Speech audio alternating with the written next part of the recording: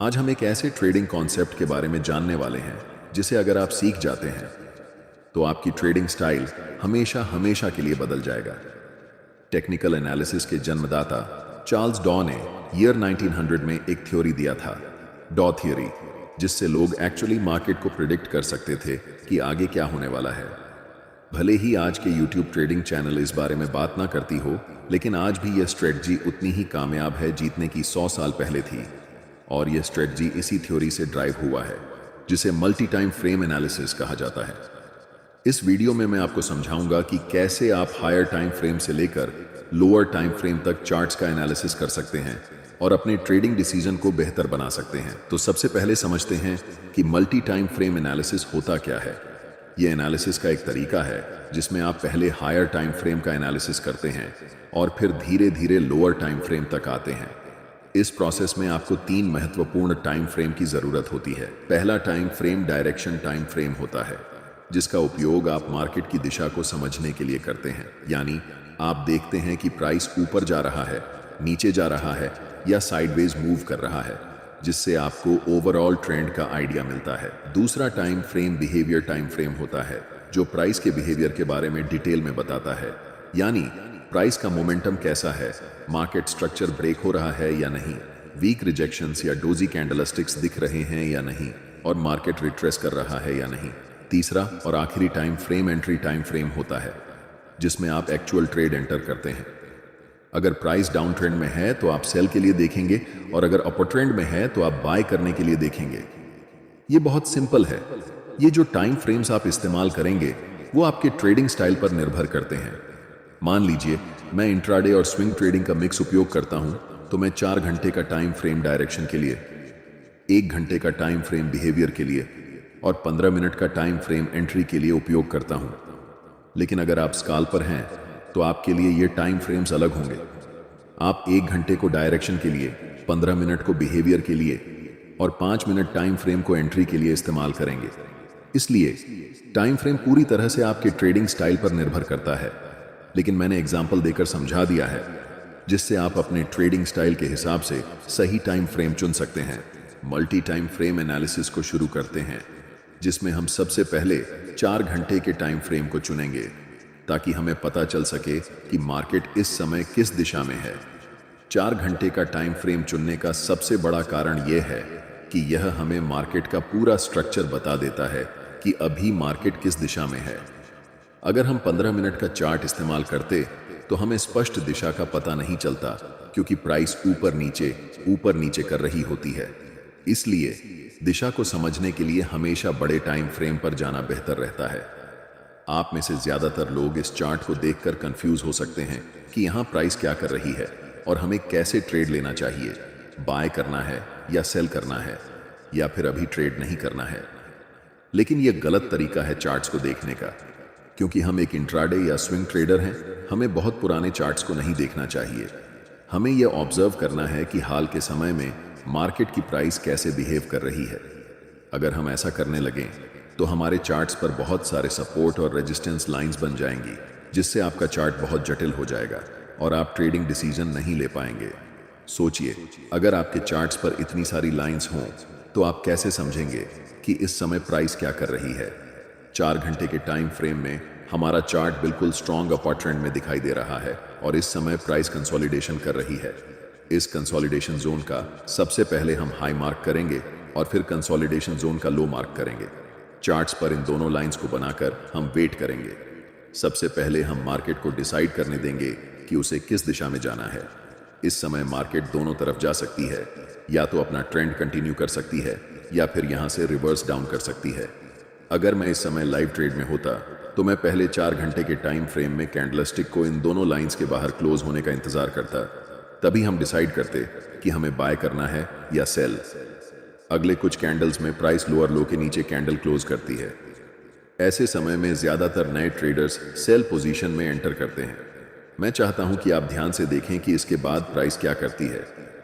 अगले ही कैंडल में एक बड़ी ग्रीन बुलिश कैंडल बनती है। अब जो मैं आपको बताने वाला हूं उसे ध्यान से सुनें, क्योंकि ये चीज आपकी ट्रेडिंग स्टाइल को हमेशा के लिए बदल सकती है। मैं आपको एक सीक्रेट टिप दे रहा हूं, बिल्कुल फ्री में। अभी चार्ट्स 4 घंटे के टाइम फ्रेम में हैं और हम देख सकते हैं कि ये एक स्ट्रॉन्ग अप ट्रेंड है। लेकिन जैसे ही हम चार्ट्स को 1 घंटे के टाइम फ्रेम में बदलते हैं तो हमें दिखता है कि प्राइस धीरे धीरे नीचे की तरफ जा रही है।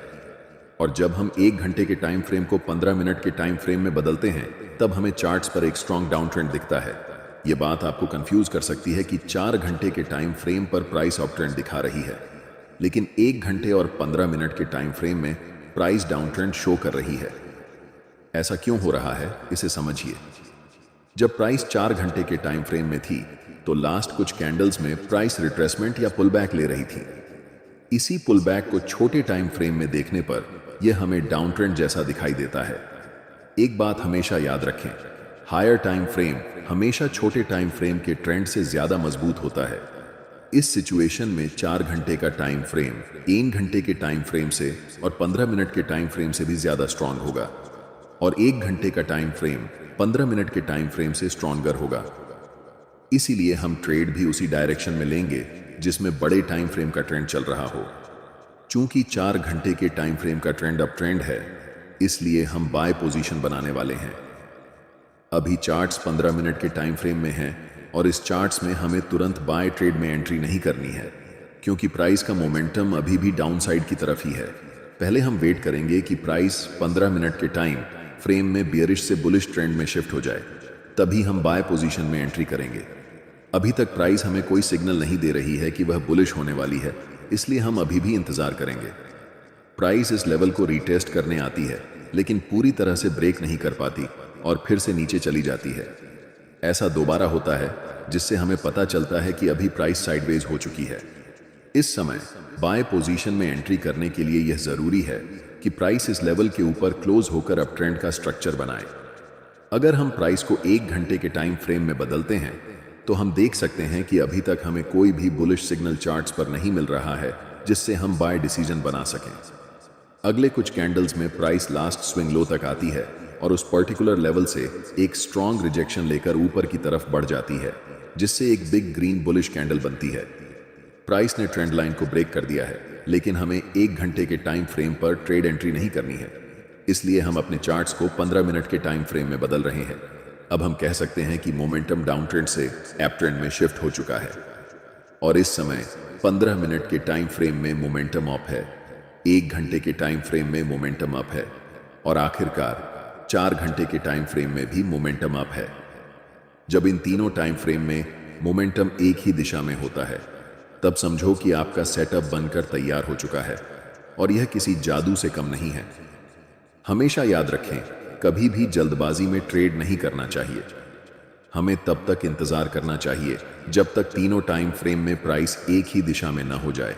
अब यहां हम बाय पोजीशन में ट्रेड में एंट्री करते हैं, ठीक इस ज्वाइंट ग्रीन कैंडल की क्लोजिंग पर, जिसमें हमारा स्टॉप लॉस ट्रेंड लाइन के थोड़े नीचे होगा। इस ट्रेड में हमारा टारगेट लेवल 4 घंटे के टाइम फ्रेम का स्विंग हाई होने वाला है, क्योंकि प्राइस ने इसी लेवल से डाउन ट्रेंड की ओर शिफ्ट होना शुरू किया था। इसे आप सप्लाई जोन या रेजिस्टेंस एरिया भी कह सकते हैं। अगर आप टारगेट सेट करने में कंफ्यूज हो रहे हैं तो मैं आपको एक टिप देता हूं। ट्रेड में एंट्री करने से पहले आपको चार्ट्स के लेफ्ट साइड पर ध्यान देना चाहिए और देखना चाहिए कि स्विंग कौन कौन से लेवल पर है। जैसे कि लास्ट टाइम ये एक स्विंग हाई है और इससे पहले ये एक स्विंग हाई है, तो हम इस समय 2 टारगेट रख सकते हैं। लेकिन क्योंकि बड़े टाइम फ्रेम में ट्रेंड स्ट्रांग है, इसलिए स्विंग हाई को टारगेट रखना ज्यादा सही रहेगा। और देखो, प्राइस बिना समय बर्बाद किए ऊपर चला गया। अब मैं आपको एक और तरीका बताता हूं कि 15 मिनट से 1 घंटे में शिफ्ट करते हैं। अब प्राइस अपने हाई के आसपास है और अगर आप यहां बाय पोजीशन में ट्रेड एंट्री करते हैं तो आपका स्टॉप लॉस काफी नीचे होना पड़ेगा, जिससे आपका रिस्क रिवॉर्ड रेशियो खराब हो जाएगा। इसलिए हमें तुरंत ट्रेड में एंट्री नहीं करनी है, बल्कि प्राइस को पहले रिट्रेस होने देना चाहिए इस लेवल तक।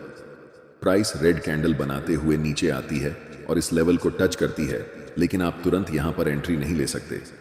अगर आप यहां एंट्री लेते हैं तो आप बस अनुमान लगा रहे हैं कि प्राइस ऊपर जाएगा, लेकिन प्राइस बहुत अनिश्चित होता है।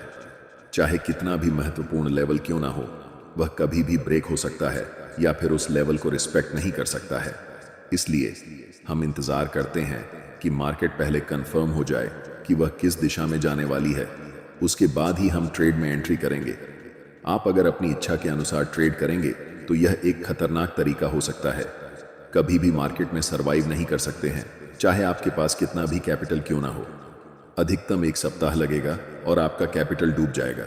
इसलिए हमेशा कंफर्मेशन का वेट करना चाहिए। अब प्राइस को 15 मिनट के टाइम फ्रेम पर शिफ्ट करते हैं।